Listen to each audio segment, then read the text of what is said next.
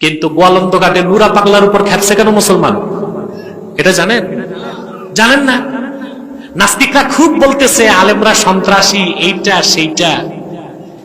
এই নুরা পাগলা ছিল খ্রিস্টান। সে খাজা খবিরউদ্দিন চিশতি নাম রেখে 11 বছর তার মুরিদদেরকে খ্রিস্টান। কত বছর? 11 বছর। তো মানুষের একটা ক্ষোভ ছিল না?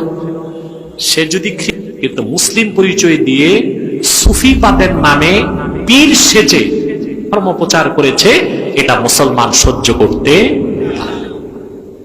আলেম ওলামার উপর এখন খুব নির্যাতন হচ্ছে, ওই এলাকায় কেস মামলা হচ্ছে। আমি প্রশাসনকে বলবো আর বাড়বেন না, বহুত করছেন, আর বাইবেন না।